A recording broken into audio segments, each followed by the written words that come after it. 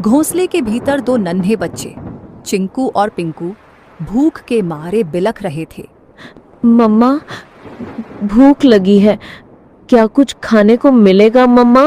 पेट में कुछ नहीं है मम्मा, कुछ ला दो ना। चिकी की आंखें भर आईं। हे भगवान, मैं क्या करूं? कैसे बताऊं कि बारिश शुरू हो गई है, लेकिन मेरे बच्चों का रोना मुझसे देखा नहीं जाता। भीगूंगी, गिरूंगी, चाहे जो हो, लेकिन इन्हें भूखा नहीं देख सकती।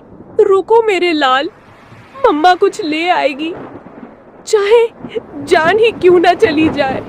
परंतु एक बात याद रखना, जब तक मैं नहीं आऊं, घोंसले में से बाहर भी मत देखना और बाहर भी मत निकलना, समझ गए ना? चिड़िया खाना लेने के लिए चली जाती है। अब इन दो बच्चों की माँ घर पर नहीं थी और बच्चे घोंसले में अकेले थे। उनके लिए यह पहली बारिश थी जो उन्हें किसी अजूबे से कम नहीं लग रही थी।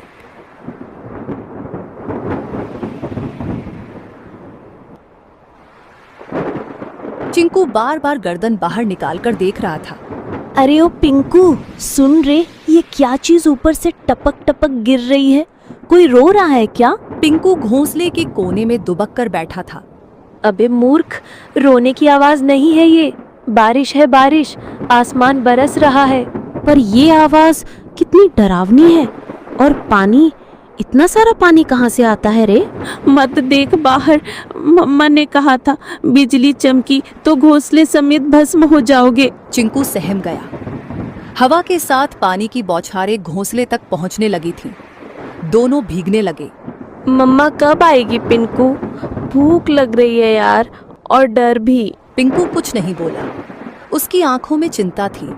मम्मा ने कहा था कि अगर मैं देर से लौटूं तो घबराना मत, चुपचाप बैठे रहना, डर से बड़ा कोई शिकारी नहीं होता। चिकी चिड़िया को जंगल में कुछ गेहूं मिले। उसने वो गेहूं को अपनी पतली टांगों से पकड़ा और तेज बारिश में फिर से बच्चों के पास लौटने की ठान ली। बारिश और हवा में अपना जोर दिखाना शुरू कर दिया था। उसे ना चाहते हुए भी एक पेड़ की डाल पर बैठना पड़ा। हे राम, बच्चे अकेले हैं, घोंसला खुला है और ये बारिश बढ़ती ही जा रही है। यदि बारिश थोड़ी सी भी कम हो तो मैं सीधी दौड़ती हुई उड़कर अपने बच्चों के पास पहुंच जाऊंगी। तभी बगल की डाली पर टोनी तोता फुर्र से आकर बैठा। अरे टुनी बहन, तू यहाँ क्या कर रही है इस तूफानी बारिश में? तुझे होश भी है कि बच्चे अकेले हैं? टोनी भाई, क्या करूं, उड़ नहीं पा रही, पंख गीले हो गए हैं। बहन, कल की बात